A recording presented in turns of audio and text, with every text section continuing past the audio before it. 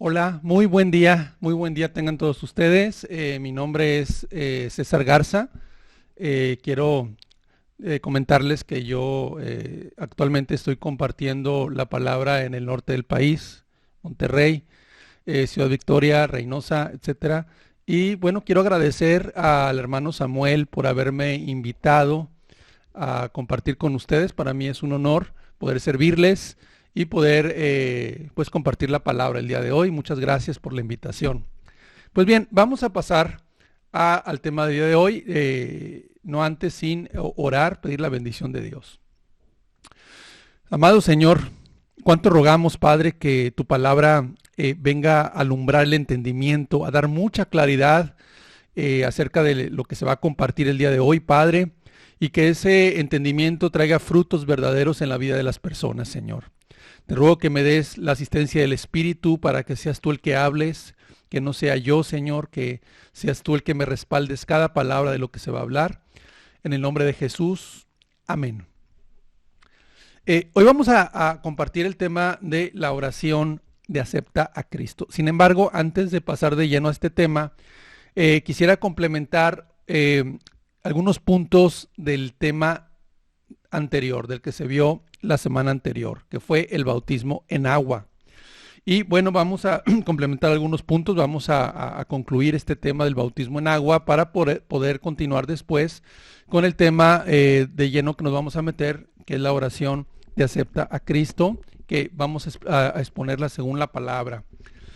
Bien, el bautismo en agua, algunos puntos importantes. La palabra bautizo, quiero comentarles que en el griego original es la palabra baptos, que significa sumergir en. O sea, sumergir en algo es la definición. De tal manera que la definición de un bautismo bíblico es una ceremonia, al igual que es simbólica, al igual que la Santa Cena o la Cena del Señor. Las dos son las únicas ceremonias simbólicas que permanecen en el Nuevo Testamento. Y es en la cual el bautizo es el significado de una persona que tiene, número uno, uso de razón y que se arrepintió totalmente de sus pecados y creyó verdaderamente en Jesucristo. Esa persona debe ser sumergida en agua completamente durante unos minutos y luego sacarla del agua.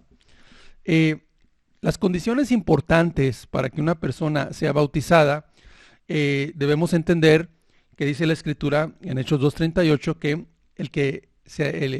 arrepentidos y convertidos. Tiene que haber un arrepentimiento real, un arrepentimiento genuino, una conversión de tal manera que la persona se haya alejado de todos sus pecados y que su corazón esté entregado al Señor Jesucristo. Que haya frutos dignos de arrepentimiento. En otras palabras, arrepentimiento implica frutos. El punto número 2, el que se arrepintiese y creyere y fuere bautizado, ¿no? Entonces, como dice en el Evangelio de Marcos, capítulo 16, que tiene que haber una fe, el que creyere. Y tiene que ser una fe de todo corazón, una fe que purifica el corazón, una fe obediente, una fe que dé testimonio de Jesucristo, ¿no?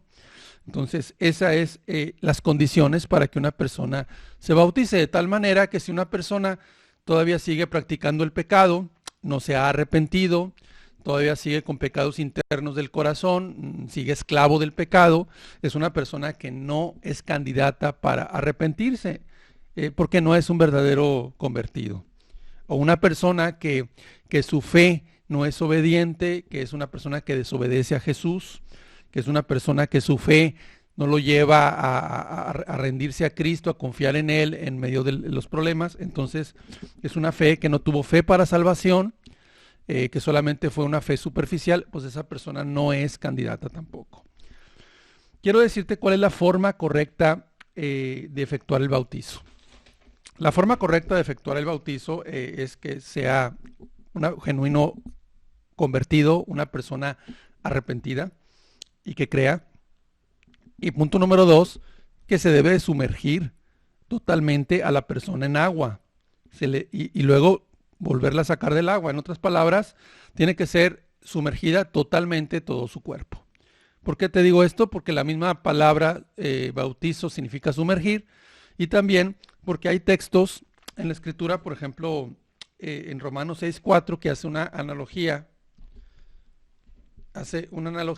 de que realmente la persona debe de salir de su viejo hombre, de sus pecados, de su vida antigua, y luego volver a resucitar como Cristo resucitó. Dice, porque somos sepultados juntamente con Él para muerte por el bautismo, a fin de que como Cristo resucitó de los muertos por la gloria del Padre, así también nosotros andemos en vida nueva. Jesús fue sepultado, nosotros debemos ser sumergidos. Jesús resucitó, nosotros debemos de salir del agua, porque así como Él fue sepultado, dejó, ahora sí que murieron los pecados de toda la humanidad. Nosotros hemos, ahora sí, muerto al pecado, es el sumergir, y el salir es el haber andado en vida nueva. Ya no andamos en el pecado, ahora así como Cristo resucitó, nosotros andamos en vida nueva. Entonces, eso es muy importante, que la persona sea sumergida. Y quiero aclarar esto porque hay personas que piensan que, bueno, me voy a bautizar, me voy a ir a la regadera a echarme un chorro de agua y a hacer una oración y ya estoy bautizado. Eso es completamente falso, no es un bautizo válido. Si tú lo hiciste de esa manera, no fue correcto, no fue bíblico, por lo tanto no fuiste bautizado correctamente, no fue válido tu bautismo, no vale, ¿sí? Si la persona solamente se le echa unas gotitas de agua, pues no es la forma bíblica de hacerlo, ¿verdad? Y sobre todo ver si la persona estuvo realmente arrepentida y se apartó de sus pecados. Otro punto importante es que el bautizo debe hacerse públicamente, porque es un testimonio público de que ya renunciaste a los pecados, de que andas en vida nueva, de que ya eres muerto al pecado y sigues en vida nueva. Y es un testimonio público que debe de ser, en todos los casos de la Biblia, era público, delante de la gente, en lo que sea posible. Hay veces que no es posible y que es una situación como en el caso del apóstol Pablo, que fue Ananías, y que fue una situación urgente, que Dios lo mandó a hacerlo y fue pues ahí nada más. Entonces, pero sí, en la medida de lo posible, que sea público. Y otro punto importante que tiene que la persona que bautiza debe de ser un verdadero discípulo de Jesucristo.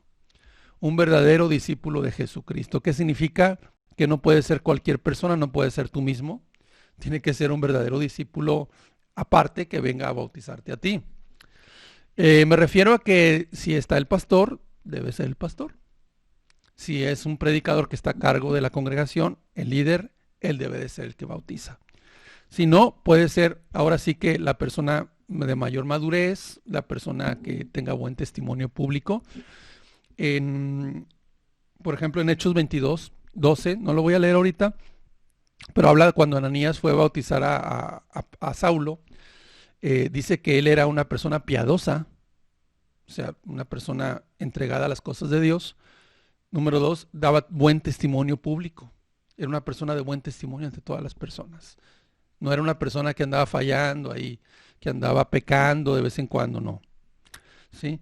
Debe ser un buen discípulo de Jesucristo. En el caso de Juan 3:22 dice que Jesús bautizaba, y luego en el Juan 4:2, en el Evangelio de Juan, nos dice que no bautizaba a Jesús, sino también sus discípulos convertidos. Y finalmente, pues nada más aclarar que cualquiera de las dos fórmulas, en el nombre del Padre, del Hijo y del Espíritu Santo, Hechos 28:19, o en el nombre del Señor Jesucristo, Hechos 2:38. Cualquiera de esas dos fórmulas son válidas para hacer el bautizo correcto, ¿sí? Entonces, si la persona no está arrepentida, no es válida el bautizo. Si la persona se lo hizo ahí muy a la ligera en su casa, sin nada formal, hizo una oración, se mojó, se echó agua en la cabeza, no es válido.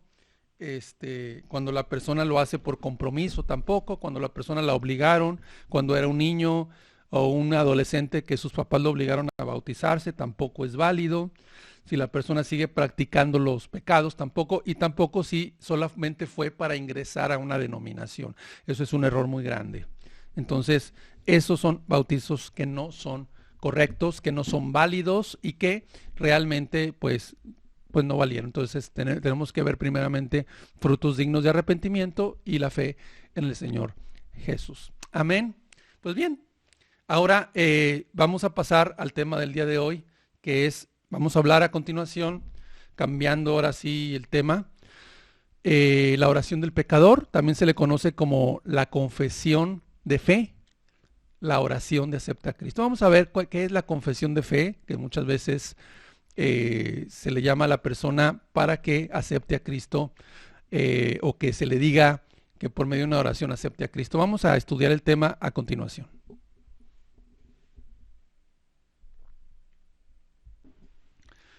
Bien, pues vamos a comenzar acerca de este tema, la oración de acepta a Cristo. Quisiera comenzar con un texto de Jeremías 6:16. Jeremías 6:16 dice lo siguiente: así dijo Jehová, paraos en los caminos y mirad y preguntad por las sendas antiguas, cuál sea el buen camino, y andad por él, y hallaréis descanso para vuestra alma. Mas dijeron, no andaremos. En la época de Jeremías, donde Jeremías les profetizaba al pueblo judío por el juicio que iba a venir a causa de la invasión y el cautiverio que iban a tener. Dios iba a traer un juicio. Entonces, antes de eso, Jeremías empieza a profetizarles que se arrepintieran, pero más bien aquí dice, paraos en los caminos y miren y pregunten por las sendas antiguas. Pregunten por las sendas antiguas, cuál sea el buen camino, y anden por él, y hallaréis descanso para vuestras almas. Y la gente decía, no vamos a poder, no andaremos, no lo vamos a lograr. No es es una palabra muy dura. O sea, no querían, era un corazón rebelde.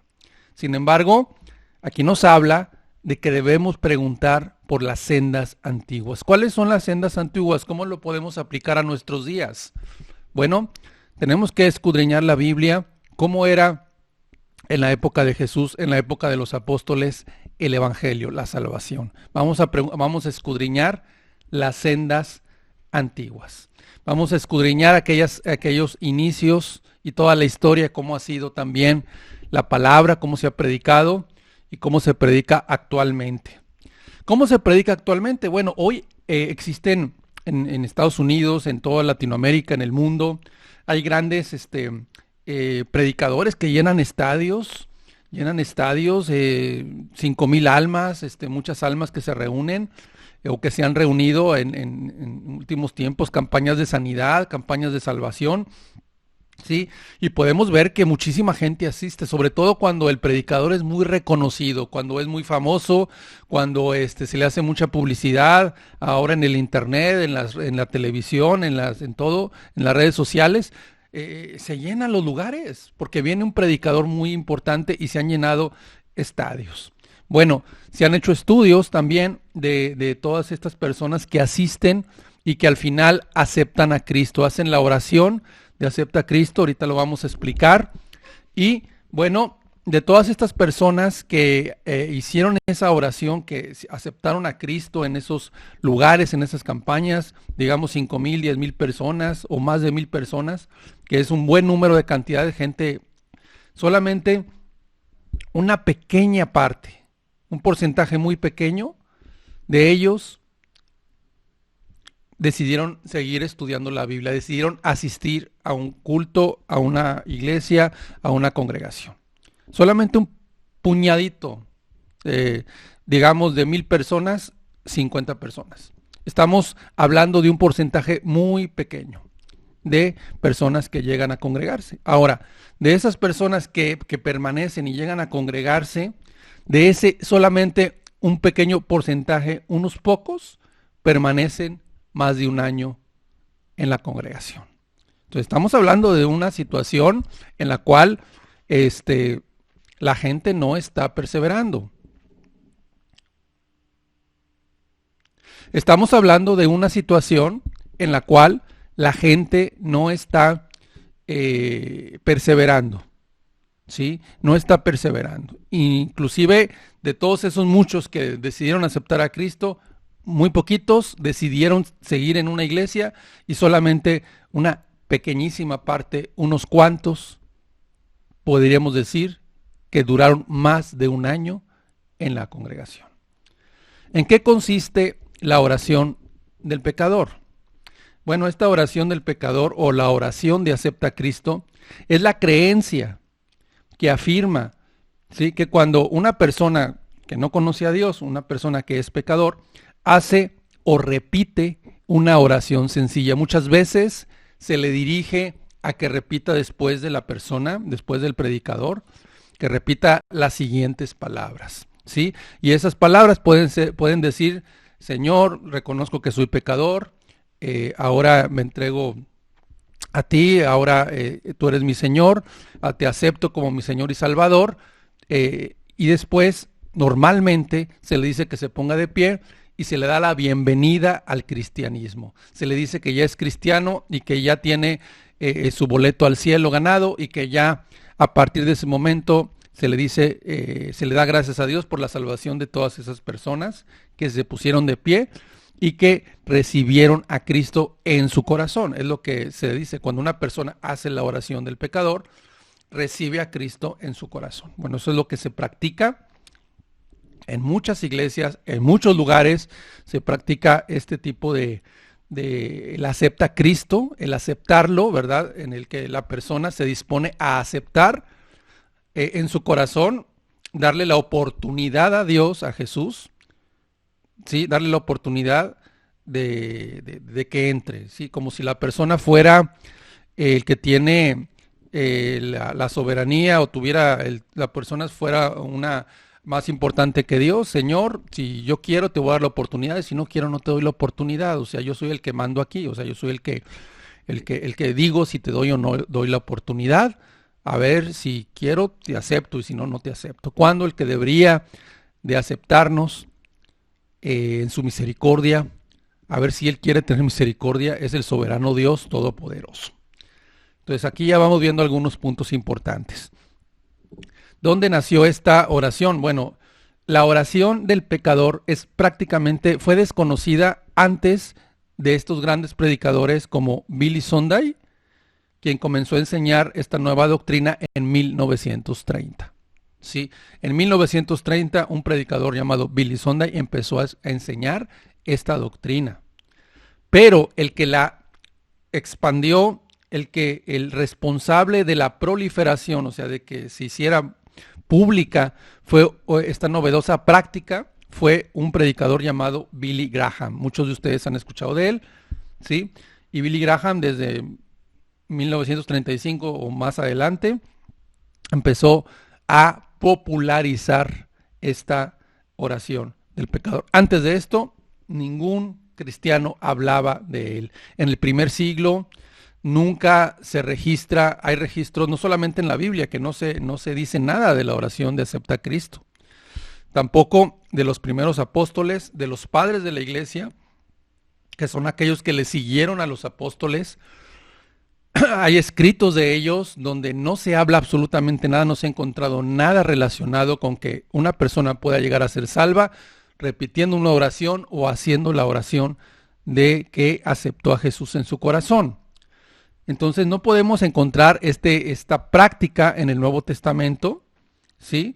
De orar para ser salvo, y es algo contemporáneo, es algo que se introdujo desde 1930 para acá, ¿sí? Ahora, se utilizan algunos versículos sacados de su contexto, unos pasajes sacados de su contexto. Vamos a ver Romanos 10:9, por ejemplo. Romanos 10:9. Algunos versículos que se sacan de su contexto es: si confesares con tu boca que Jesús es el Señor y creyeres en tu corazón que Él le resucitó de los muertos, serás salvo. Si confesares con tu boca que Jesús es el Señor y creyeres en tu corazón que Él le resucitó de los muertos, serás salvo.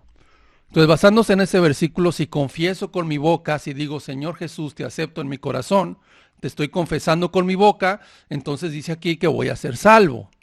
Pero voy a darte dos principios importantes para interpretar correctamente este texto. Número uno, tenemos que ver en qué contexto, en qué época se daba y por qué. La epístola de los Romanos, Pablo escribe a los romanos en una época de mucha persecución. El emperador Nerón, que era sumamente cruel, agresivo y feroz para perseguir a los cristianos y matarlos, quemarlos, era una persecución muy fuerte. También había persecuciones en la época de Pablo, ¿no? Entonces, el hecho de que una persona confesara públicamente que era cristiano, que era cristiana, eso era básicamente de vida o muerte. Era prácticamente arriesgar su vida, estar dispuesto a perder su vida por tal de decir que es cristiano. Y se le decían, bueno, oye, si niegas a Cristo, pues entonces te perdonamos. No, confesaban con su boca. O la persona que era pecadora, ¿sí?, que entendía el mensaje del evangelio, sabía que iba a arriesgar su vida si confesaba públicamente, o si confesaba que lo escucharan que él era cristiano. Entonces era de vida o muerte. Entonces cuando hay una persona que está dispuesta a dar su vida por Cristo, arrepintiéndose de sus pecados, esa persona iba a ser salva. Número 2, vamos a interpretar el contexto. Dice que si confesares con tu boca que Jesús es el Señor de tu vida, el que gobierna tu vida, el Señor de tu vida es aquel que va a tomar, que ya te vas a rendir a toda la autoridad de Cristo, por lo cual Dios te dice que dejes todos tus pecados, y Él es tu Señor, y lo tienes que obedecer con agrado, y ahora Él es el que va a dirigir tu vida, y va a dejar todas aquellas cosas que le ofenden, y entonces tú vas a ser ahora sí que obediente a tu Señor. Él toma el señorío de tu vida. Él toma, ahora sí, vas a consultarlo para las decisiones de tu vida y para aquello que no le agrada quitarlo. Es muy importante que Él es el Señor. Y número 2, dice, y creyeres en tu corazón. Y creyeres en tu corazón. En otro texto, cuando aquel eunuco, aquel etíope venía, y Felipe se le acerca para compartirle el evangelio, el libro de Isaías, le empieza a compartir, y durante horas él empieza a recibir el mensaje del evangelio. Él es convencido de sus pecados y decide bautizarse, ¿no? ¿Qué nos impide ser bautizado? Le dice, si crees de todo corazón, bien puedes, le dice Felipe. Entonces, vemos entonces que el creer de todo corazón, y si creyeres en tu corazón, habla de una sola cosa. ¿De qué habla? Una persona que cree de todo corazón se entrega totalmente a Cristo. No reserva pecados en su corazón. Una persona que cree de todo corazón es una persona que practica lo que cree. Practica la santidad, practica la obediencia, practica el tomar la cruz, lo que dice la Biblia, ¿verdad? Sabes que Jesús te está viendo en todo momento porque crees de todo corazón que Él es real y que no estarías dispuesto a decir una mentira, un enojo o cualquier cosa, o cualquier pecado, por más interno que sea en tu corazón, codiciar sexualmente, porque sabes que Él te está viendo. Te daría mucha pena si cometes un pecado, ¿sí? Entonces, el conocimiento de que Cristo te está viendo, de que Él está contigo, es creer de todo corazón. Creer de todo corazón es tener una sola visión, es un corazón puro. También se traduce, como dice en las bienaventuranzas, bienaventurados los de limpio corazón. O sea, los de limpio corazón y creer de todo corazón es lo mismo. ¿Qué significa? Una persona de limpio corazón que solamente su única meta es extender el reino de Dios, es estar en el reino, amar a Cristo, hacer las cosas que le agradan a Cristo. Eso es creer de todo corazón. Pero cuando una persona pone más importante su trabajo, pone más importante sus metas, pone más importante, por ejemplo, su trabajo que, por ejemplo, el día de reposo, que prefieren trabajar que guardar el día de reposo. o ponen muy importante su dinero, las riquezas más que Dios, ¿sí? O que esa persona ya sus metas son egoístas, o sea, nada más es ir de domingo a la congregación, escuchar el mensaje, pero el resto de la semana nada más piensa en sí mismo. Esa persona no creyó de todo corazón, sigue con su vida egoísta, lo único que cambió es que ahora va a la iglesia, ¿sí? Entonces, eso es creer de todo corazón, no solamente es aceptar a Cristo. Otro pasaje utilizado es Apocalipsis 3:20. Apocalipsis 3:20. He aquí, yo estoy a la puerta y llamo. Si alguno oye mi voz y abre la puerta, entraré a él y cenaré con él y él conmigo. Y muchas veces se le dice al pecador, al inconverso, mira, ábrele la puerta de tu corazón y él va a estar contigo. Él vas a tener una relación con Dios.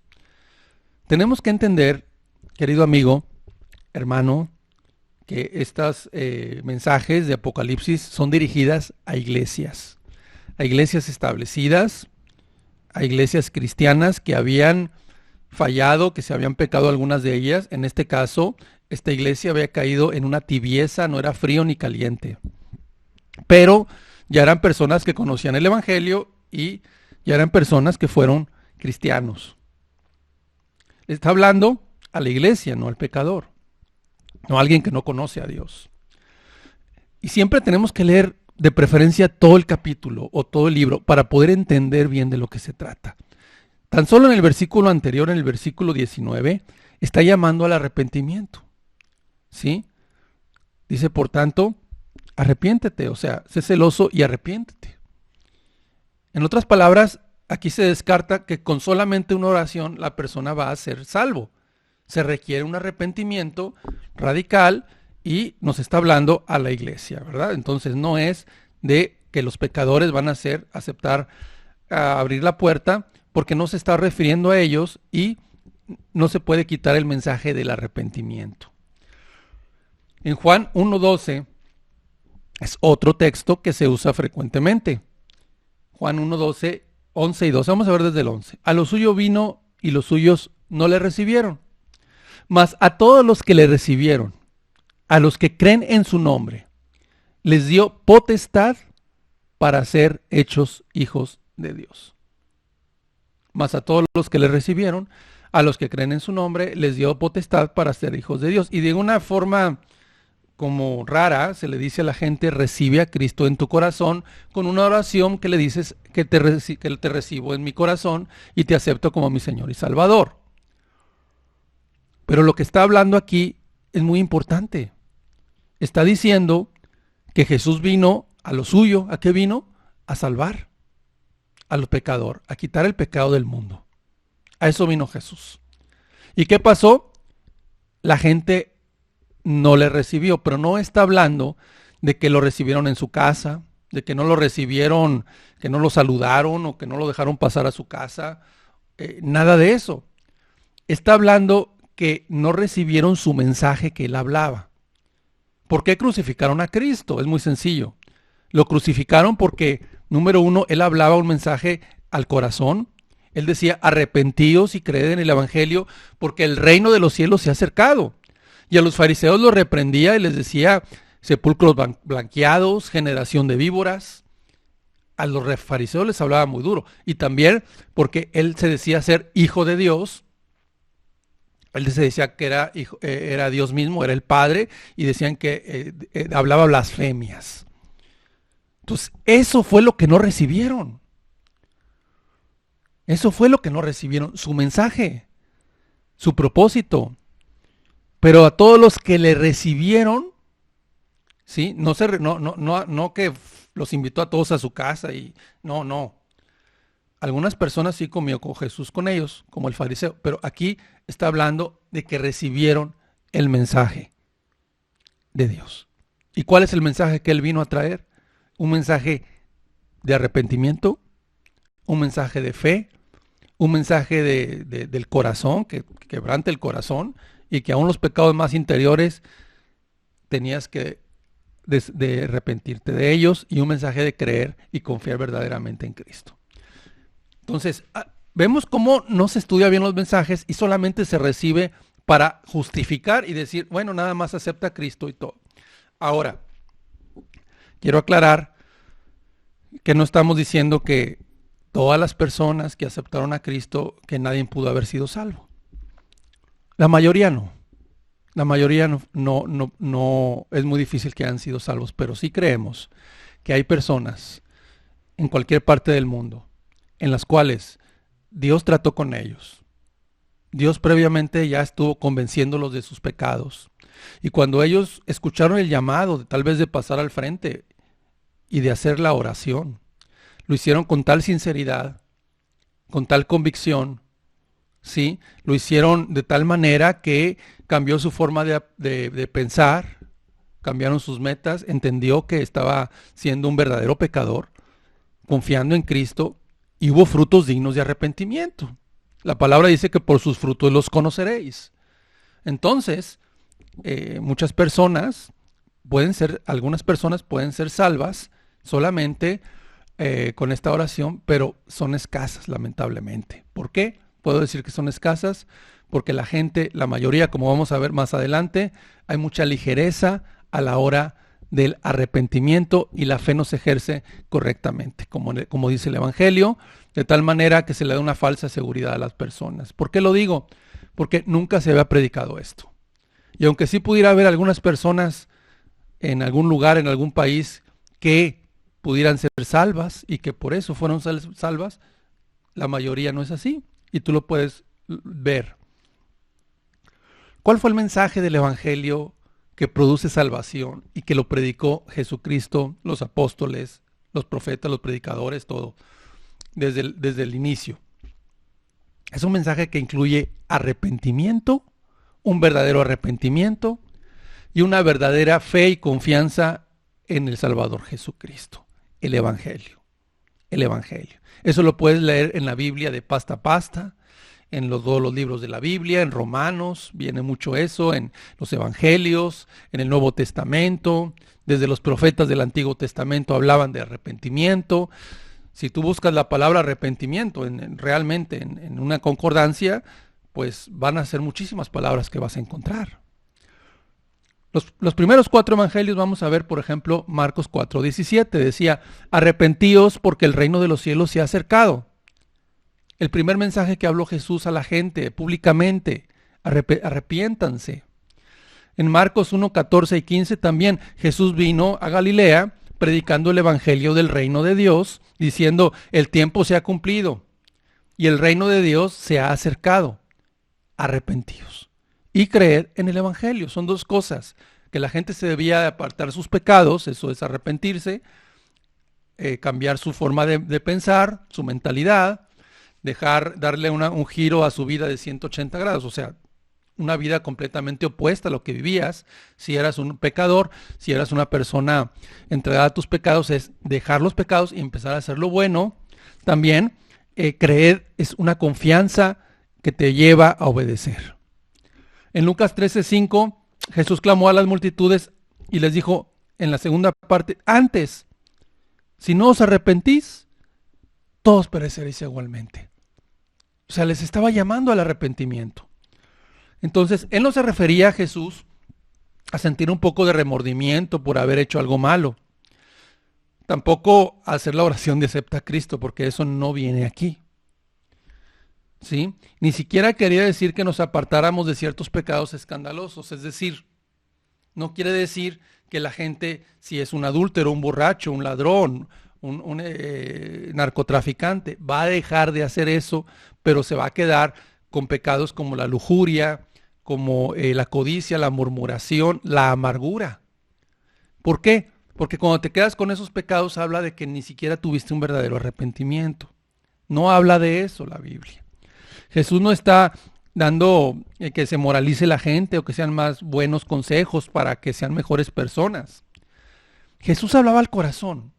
Vino a revolucionar al mundo y su mensaje vino a ser tan claro y tan directo que llegaba hasta lo más profundo del corazón. Y él tocaba la raíz de las intenciones que tenemos.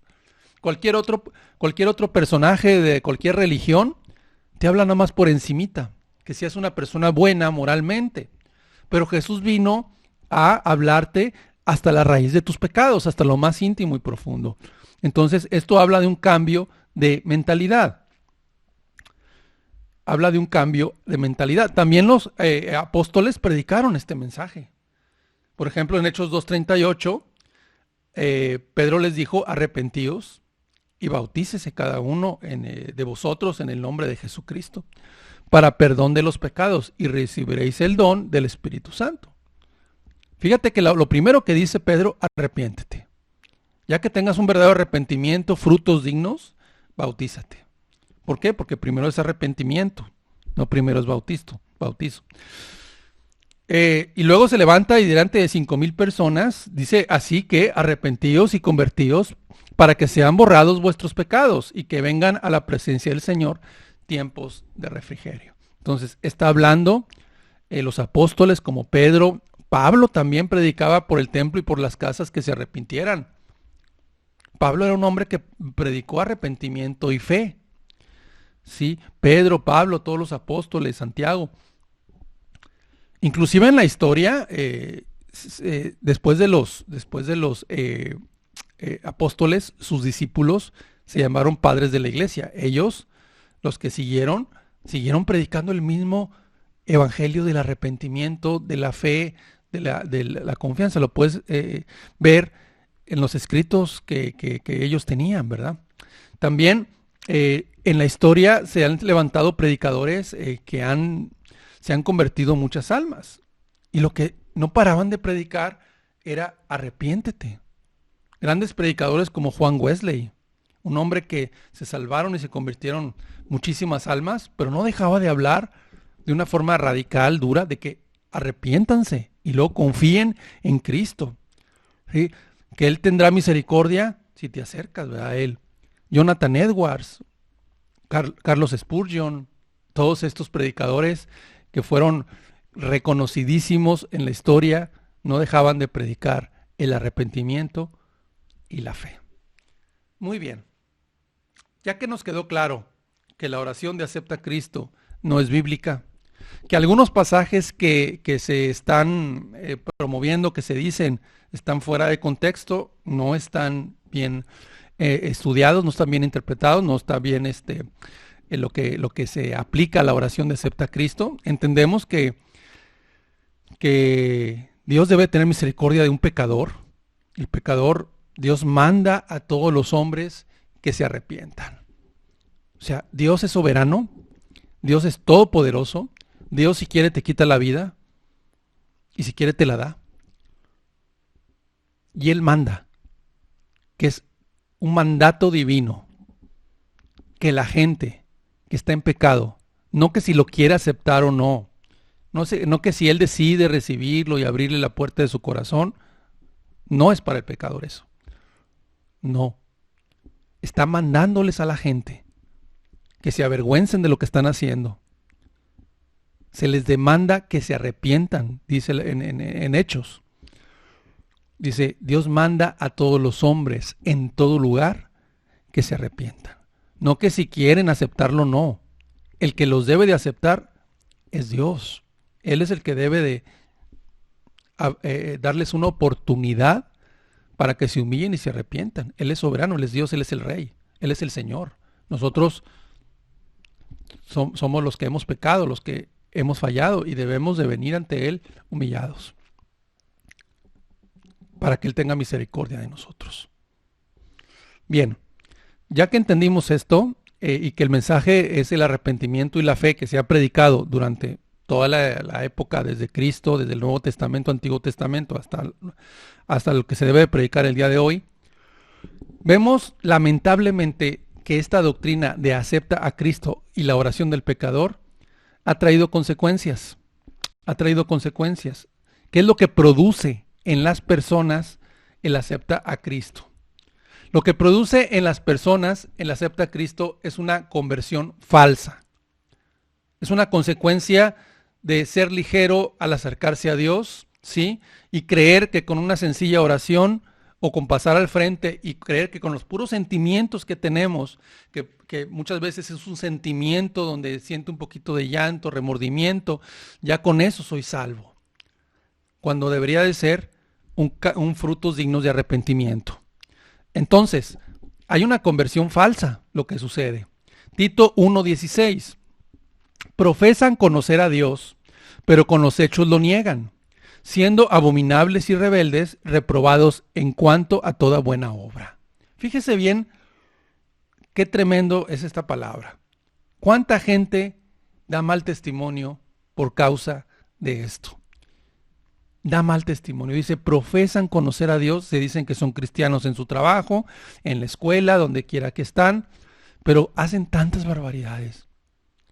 Defraudan tanto a Cristo con sus iras, con sus fraudes que cometen en sus trabajos, con sus robos, sin que, según ellos, sin que nadie los vea, cuando Dios los ve, que están robando ahí en la caja de la tienda, que son cajeros, o en una oficina, con las cuentas que defraudan para no pagar impuestos y hacen tantas maromas para evitar pagar y robar.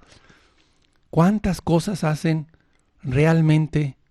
¿Sí? Jefes que se dicen ser cristianos y humillan a sus trabajadores, profesan conocer a Dios, pero con los hechos lo niegan, siendo abominables y rebeldes. Fíjate qué palabra tan dura. Yo no la estoy diciendo, la está diciendo la Escritura.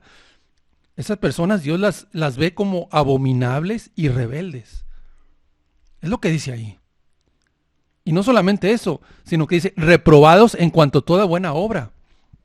Una de las consecuencias terribles de la oración de acepta a Cristo es que hay una falsa conversión. La persona realmente no se convierte y da un pésimo testimonio. Para que te des una idea, tú sabes que en cada país hay un embajador del país. Por ejemplo, si te vas, no sé, a Argentina, hay un embajador de México en Argentina. Si te vas a cada país, hay embajadas de México o de tu país, a donde quiera que vayas. Esas personas, esos embajadores, son los representantes del país. Hace poco salió una noticia de que un hombre en Argentina se metió a una librería y se le hizo fácil agarrar libros y llevarlos sin pagar. Pero no contaba con que lo iban a descubrir a la salida.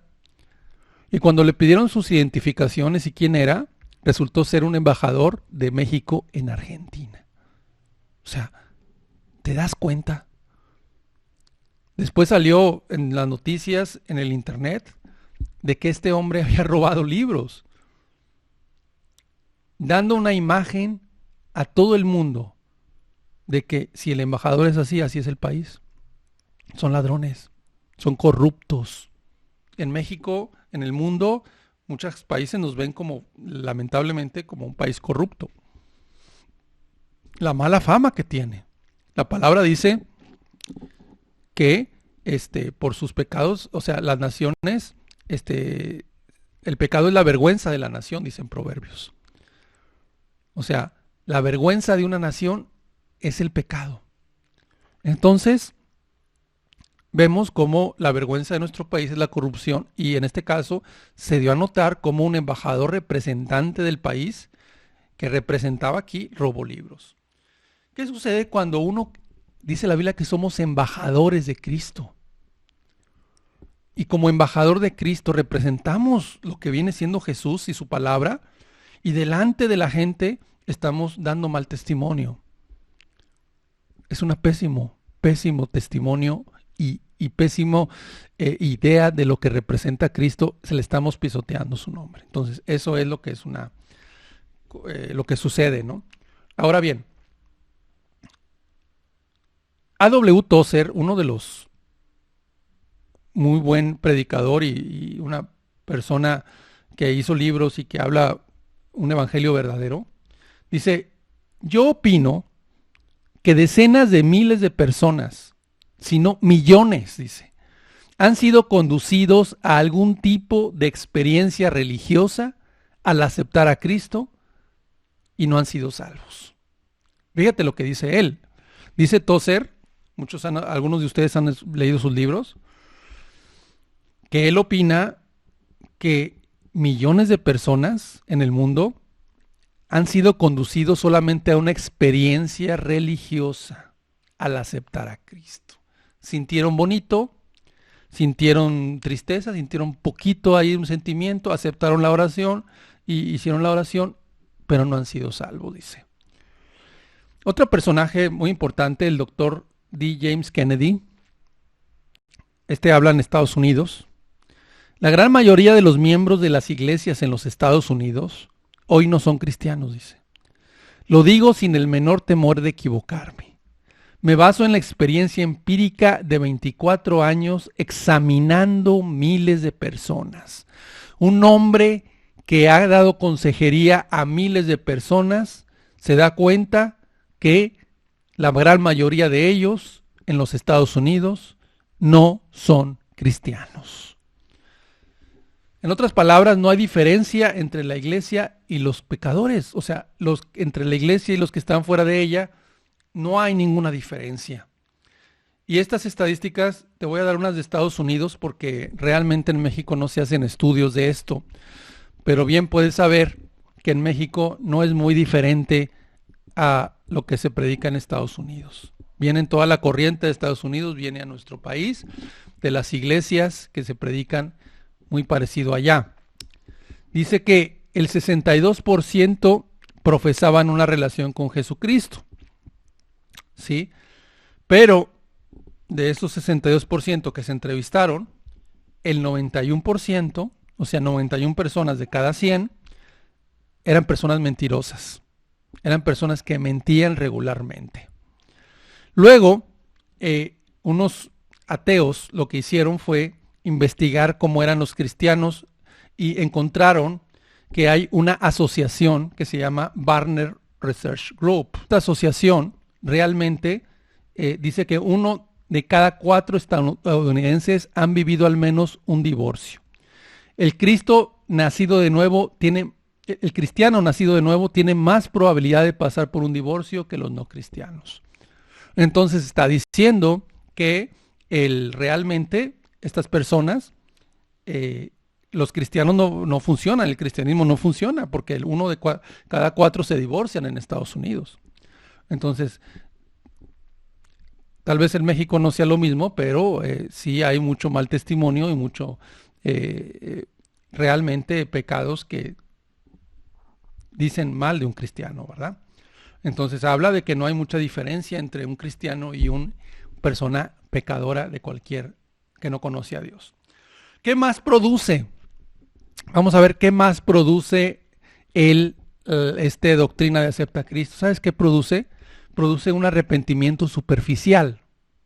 Por solamente hacer una pequeña oración o grande, pero solamente creer que con eso la persona es salva, ¿sí? Sin un verdadero arrepentimiento y fe, pues la persona solamente es por fuerita, o sea, solamente es superficial su conversión. Jeremías 8:6 nos dice lo siguiente, fíjese: escuché y oí, no hablan rectamente, no hay hombre que se arrepienta de su mal, diciendo, ¿qué he hecho?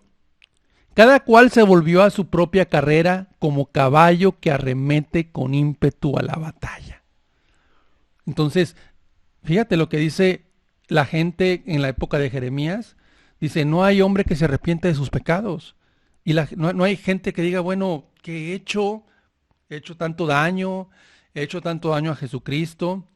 Entonces, la mayoría de estas personas que aceptan a Cristo son personas, sí, que sí aseguran haberse arrepentido y aseguran haberse convertido, pero su conversión fue superficial.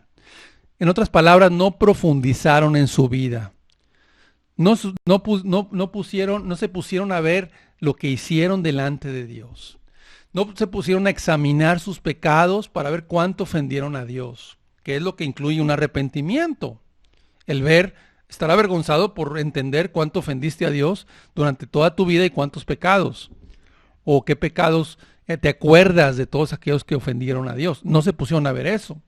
Una persona que aceptó a Cristo no se pone a ver que pisoteó su conciencia engañándose a sí mismo.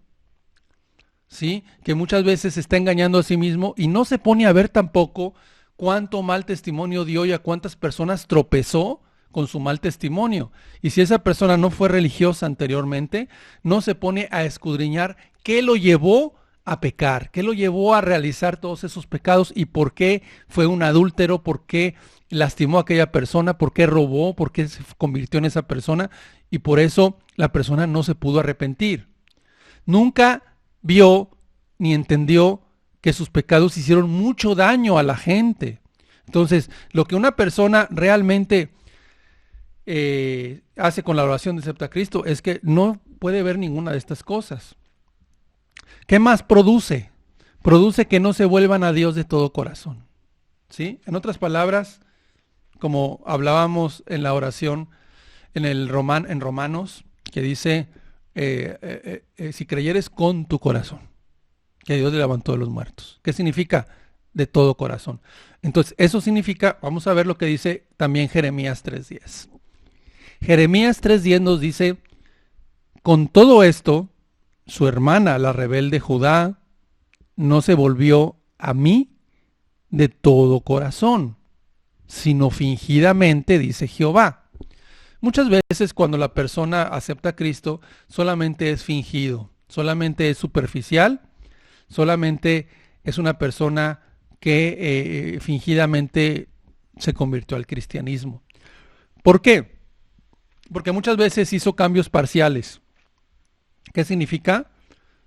Cambios parciales, que si la persona era un borracho y un adúltero, sí dejó la borrachera y sí dejó el adulterio, pero en su corazón siguió con la codicia, la envidia, la amargura, los celos, sigue con los chismes y hablando mal de la gente.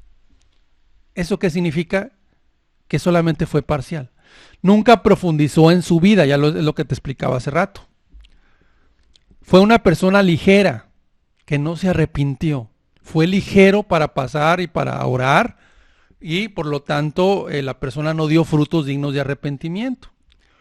También normalmente son personas que hemos visto que aman mucho el mundo. Todo lo que les atrae, las antiguas amistades, todo lo que promueve el mundo, los deseos de la carne, la vanagloria de la vida, siguen amando las cosas de este mundo. Hay codicias, hay lujuria, hay enojo y hay murmuración. ¿Qué más? ¿Qué más produce la doctrina de Acepta a Cristo? Gente que solo deja los pecados que se ven y los internos permanecen. Es lo que te estoy explicando. Que deja el pecado escandaloso, pero por dentro no lo deja. Deja el adulterio, pero no deja la codicia sexual. Sigue fantaseando y codiciando, deseando intensamente a otras personas que no son su esposa, su esposo. También produce personas reprimidas. ¿Qué significa? Que quisieran realmente pecar. ¿Cómo quisieran tener a otra mujer? ¿Cómo quisieran tener a otro hombre? ¿Cómo quisieran divertirse en las fiestas mundanas? ¿Cómo quisieran ver todo lo que hace un impío, las diversiones? Pero no lo hacen en el interior del corazón porque ya están en la iglesia, porque pues ya pertenecen a una asociación, a una iglesia, ya aceptaron a Cristo, pero lo quisieran hacer. Por dentro son como una olla express que va hirviendo todo hasta que va a saltar, va a llegar un momento en que todo eso va a salir a la luz el día que caigan en un pecado así, no van a durar. También produce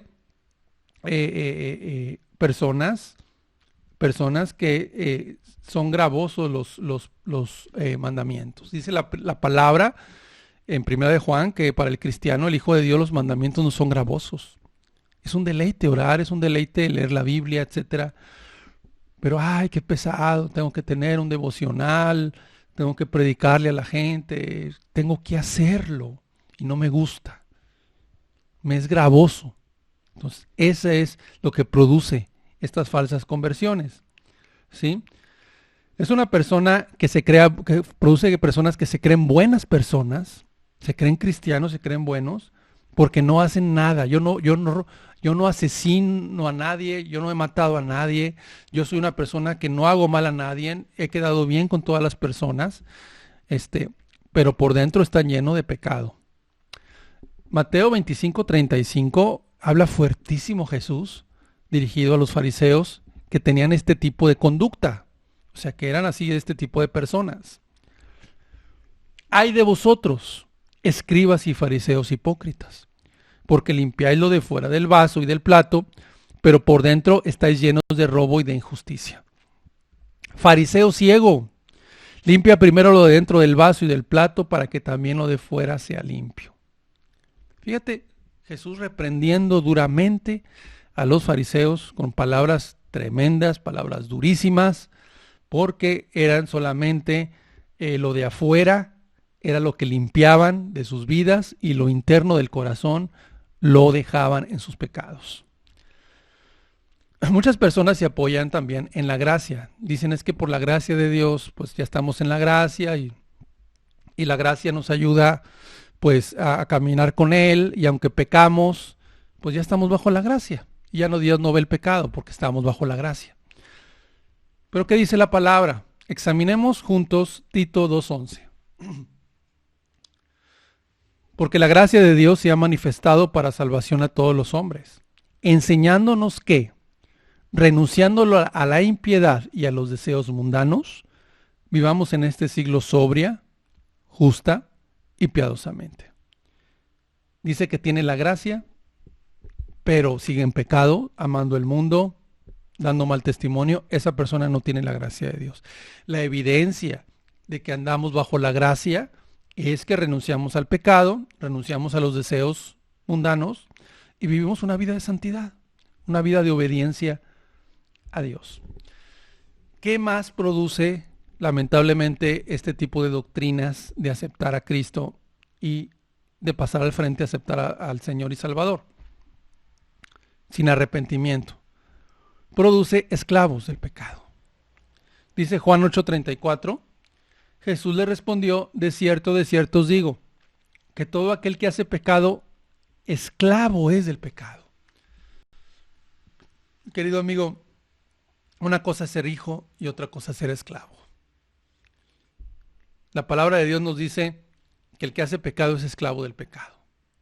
Romanos 8:15 también, pues no habéis recibido el espíritu de esclavitud para estar otra vez en temor, sino que habéis recibido el espíritu de adopción, por el cual clamamos, Abba, Padre. Entonces hay dos tipos de personas, el hijo y el esclavo. ¿Quién es el hijo? El que realmente se convirtió. Y el esclavo, el que fue solamente por encimita, el superficial, el ligero, el que no cambió, el que solamente cambió por fuera, el que practica el pecado todavía. En la antigüedad estaba la ley de los esclavos. Esa ley consistía en que una persona que tenía dinero podía comprar personas, podía comprar esclavos. Y esos esclavos eran de su propiedad, como cuando tú compras un coche, te dan el título de propiedad, la factura, etcétera. Ese te pertenece el coche. Tú puedes hacer con ese coche lo que tú quieras. Lo vendes, lo pintas, lo arreglas, o lo que quieras. Es tuyo. Entonces las personas que compraban esclavos se consideraban que podían ellos hacer lo que les daba la gana, golpearlos, maltratarlos, etcétera. Y entonces eran sirvientes estos esclavos. Y ellos obedecían, la mayoría de ellos, por la fuerza, porque lo que tenían que hacer era gravoso el poder servir a sus amos.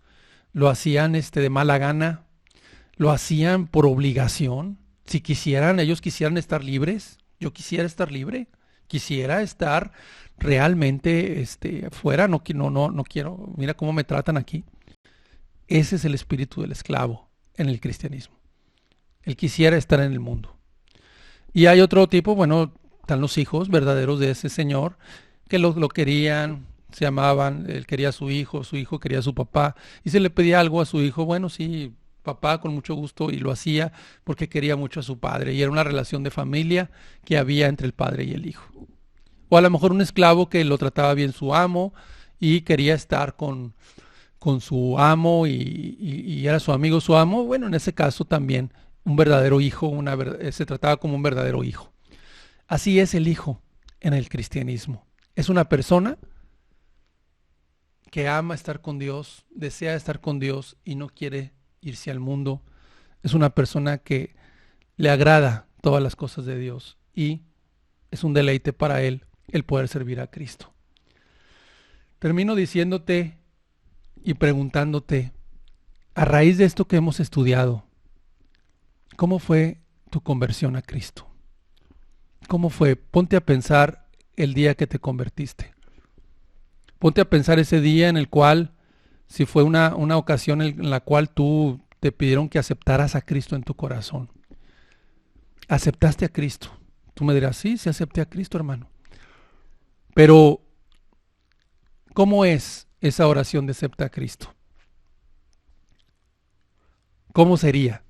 ¿Cómo fue tu vida después de eso? Vamos a ver tus frutos. Dejaste sí el adulterio, dejaste sí la amargura, dejaste sí todo eso,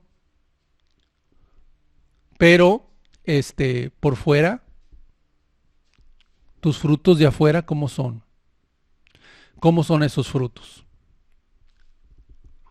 ¿Realmente eres una persona que aceptaste a Cristo, pero tus frutos no fueron dignos de arrepentimiento? ¿Seguiste con codicia, con mentira, con robo, con engaño? ¿Seguiste con todo eso?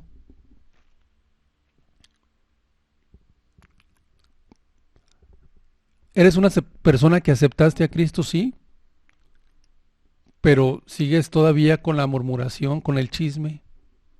No has podido perdonar las mentiras cada cuando mientes. Mientes frecuentemente. Codicias con el corazón a la mujer ajena o al hombre que deseas. ¿Eres una persona así? Yo quiero llamarte a un verdadero arrepentimiento. Quiero llamarte a un verdadero arrepentimiento de parte de Dios. Y Dios te llama a que te arrepientas realmente de todos tus pecados. Ezequiel 18:31, vamos a ver, Ezequiel 18:31. Echad de vosotros todas vuestras transgresiones con que habéis pecado, y haceos un corazón nuevo y espíritu nuevo. ¿Por qué moriréis, casa de Israel? Porque no quiero la muerte del que muere, dice Jehová el Señor. Convertíos, pues, y viviréis. De nada va a servir todo este tiempo si no has sido verdaderamente hijo. Si has sido un verdaderamente esclavo, de nada te va a servir el día que estemos delante de Dios, el día que le demos cuentas a Él. Y dice, echa de ti todas tus transgresiones con que habéis pecado y hazte un corazón nuevo y un espíritu nuevo. ¿Por qué moriréis? Y Dios dice, es que yo no quiero la muerte. Yo no quiero la muerte del que muere. No importa cuánto tiempo hayas pasado siendo una persona esclava. No importa. Tú puedes ser hijo si te arrepientes y te conviertes y buscas un verdadero arrepentimiento, profundizando en tu vida, escudriñando tus pecados y confiando en la persona que quiere tener una relación contigo. ¿Y qué va a pasar? Cuando tú eres serio con la palabra, eres una persona que te interesas por tu salvación, eres una persona que eres radical y que quieres realmente cambiar, les preguntas al pastor, a los hermanos, ¿cómo puedo, aconséjenme, cómo puedo yo arrepentirme y creer en Jesús? Lo que va a pasar es que Dios va a empezar a obrar en tu vida trayéndote una convicción de pecado. Ezequiel 36:26 también nos dice, os daré un corazón nuevo y pondré espíritu nuevo dentro de vosotros y quitaré de vuestra carne el corazón de piedra y os daré un corazón de carne. Y pondré dentro de vosotros mi espíritu y haré que andéis en mis estatutos y guardéis mis preceptos y lo pongáis por obra. Por una parte, Dios te pide que seas serio. Quita todos tus pecados. Arrepiéntete. Entiende el mal que se ha hecho. Cuando David pecó en el Salmo 51 con Betsabé, ahí lo puedes leer, cómo él se arrepiente, cómo ve con profundidad sus pecados, su pecado, y ve realmente lo que ha hecho y no lo ve una cosa ligera. Está angustiado y está avergonzado. Y aquí dice que tú debes de hacer lo mismo, que quites todos tus pecados, mentiras, enojos, pleitos. Tu relación con tu esposa está mal por tus pecados, porque no estás tratando a tu esposa como debe de ser, como marca la Escritura, como un vaso más frágil, sino que la humillas, la ofendes. Es que estamos hablando de que tu conversión no ha sido realmente a través de un arrepentimiento verdadero. Porque no quiero la muerte del que muere, dice el Señor.